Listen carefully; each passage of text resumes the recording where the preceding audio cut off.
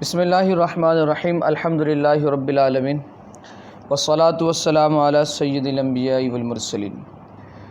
لوگوں کے بہت اصرار اور مختلف مواقع پر جس طرح سے لوگوں نے اظہار کیا کہ زکوٰۃ کے سلسلے میں کچھ ویڈیوز بنائی جائے، تو اسی واسطے سے اور اسی ضمن میں آپ کے سامنے حاضر ہیں۔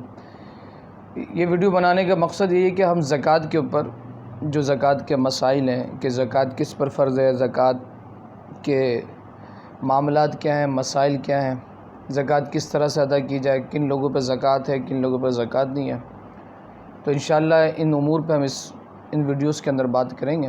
اللہ تبارک و تعالی ہم سب کو حق کہنے سمجھنے کی توفیق عطا فرمائے۔ سب سے پہلے تو یہ بات یاد رکھیے گا کہ زکوٰۃ کی تعریف کیا ہے، زکوٰۃ کہتے ہیں کس کو ہے۔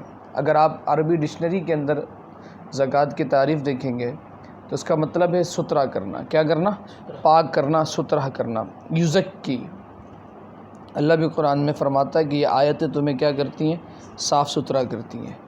تو زکوٰۃ کا مطلب یہ ہے کہ ستھرا کرنا، یعنی جو مال زکوٰۃ ہم ادا کرتے ہیں وہ مال زکوٰۃ ہمارے دوسرے مال کو پاک کر دیتی ہے، آفات و بلیات سے محفوظ کر دیتی ہے۔ اور اگر آپ شریعت کی اصطلاح میں جائیں گے کہ زکوٰۃ کہتے ہیں کس کو ہیں، تو سال گزرنے کے بعد نصاب معین سے، ایک معین نصاب سے زکوٰۃ کی نیت سے فقیر کو مال دے دینا، وہ کیا ہے؟ زکوٰۃ کہلاتا ہے۔ کیا کہلاتا ہے؟ وہ زکوٰۃ کہلاتا ہے۔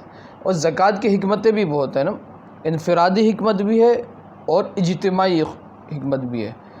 اللہ تبارک و تعالیٰ کا قانون اور بالخصوص اسلام ایسا مذہب ہے، ایسا دین ہے جو انفرادی امور کا بھی لحاظ کرتا ہے تو اس کے ساتھ ساتھ اجتماعی امور کا بھی لحاظ کرتا ہے۔ اور یہ میں آپ کو بات بتا دوں کہ اگر زکوٰۃ صحیح معنوں میں ادا کی جائے اور صحیح معنوں میں زکوٰۃ کے معاملات ادا ہوں اور وہ اس کے جو مستحق لوگ ہیں ان تک پہنچائی جائے، تو میں یہ سمجھتا ہوں، اور میں کیا حدیثوں کی مثالیں بھی موجود ہیں، تو پھر کوئی شخص ایسا نہیں ہوگا کہ جو مستحق کے زکوٰۃ ہوگا۔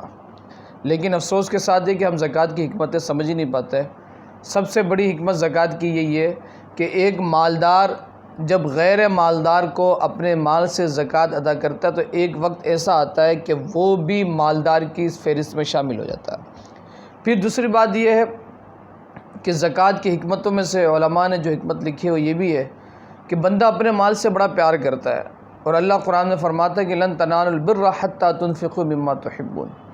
تم اس وقت تک کامیابی کو نہیں پا سکتے، بھلائی تک نہیں پہنچ سکتے جب تک تم اس کی راہ میں اس چیز کو خرچ نہ کرو جس کو تم زیادہ پسند کرتے ہو۔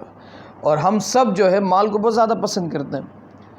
اب جب ہم اپنا محبوب چیز خرچ کریں گے اللہ کی راہ میں، کیونکہ سب سے زیادہ محبوب ہمارے نزدیک کون ہے؟ رب کی ذات ہے، حضور کی ذات ہے۔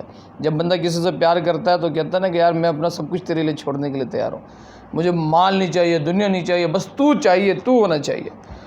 تو اب یہی نظام ہے، اور یہ بات یاد رکھیے کہ یہ قاعدہ قدرت ہے کہ جب بندہ اپنا محبوب چیز اس کی بارگاہ میں ترک کرتا ہے نا تو پھر وہ اسے اپنا قرب عطا کرتا ہے۔ اور دنیا کا بھی قانون یہی ہے۔ آپ اگر دنیا میں کسی سے عشق کر رہے ہیں، کسی سے کہ ماں سے پیار کر رہے ہیں، بیوی سے پیار کر رہے ہیں، تو آپ اپنا سب کچھ اس کے لیے قربان کر رہے ہوتے ہیں۔ تو ایک حکمت یہ ہے کہ جب بندہ دنیاوی نعمتوں کو اور دولتوں کو چھوڑ کے مالک و مولا مجھے اس سے کوئی غرض نہیں، تیرا حکم ہے خرچ کرنا تو میں خرچ کر رہا ہوں، تو پھر وہ اللہ کا قرب اس کو ملتا ہے۔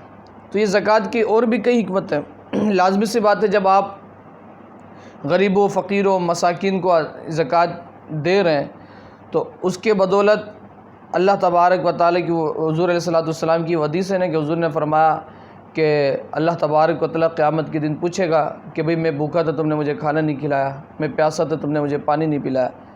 اس کا کیا مطلب ہے؟ صرف ہم اپنی زندگی کے لیے پیدا نہیں ہوئے، ایز اے مسلم جب ہم اسلام لے کر آئے، مومن ہوئے، اسلام والے ہوئے، تو ہمیں ساری رسپانسبلٹی ادا کرنی ہے، ہمیں دوسروں کے حقوق کا بھی خیال کرنا ہے۔ تو بیسیکلی زکوٰۃ جو ہے اس کا مطلب ہمیں سمجھ میں آیا کہ لغوی طور پہ، ڈکشنری طور پہ میں اتنا جو ہے بریفلی جو ڈسکرائب کرنے کی وجہ یہی ہے تاکہ ہمیں کانسیپٹ سمجھ میں آنا شروع ہو جائے۔ اس کا مطلب کیا ہوا صاف کرنا، ستھرا کرنا، پاک کرنا۔ مال زکوٰۃ دوسرے کی مال کو کیا کر دیتا ہے؟ دوسرے پیسوں کو، اموال کو پاک کر دیتا ہے۔ اور شریعت کی اصطلاح میں زکوٰۃ کس کو کہتا ہے؟ کہ سال گزرنے کے بعد سمجھانے کی غرض سے فرسٹ محرم سے لے کر فرسٹ محرم تک، ٹھیک ہے، اب سال گزرا، سال گزرنے کے بعد نصاب معین سے، ایک نصاب معین ہے، وہ ہم انشاءاللہ آگے بیان کریں گے کہ کیا نصاب معین ہے، اس سے ایک حصہ فقیر کو دے دینا یا ان مصارف کو دے دینا جن کا رب نے حکم ارشاد فرمایا۔ اللہ تبارک و تعالی ہمیں سمجھ کی توفیق عطا فرمائے۔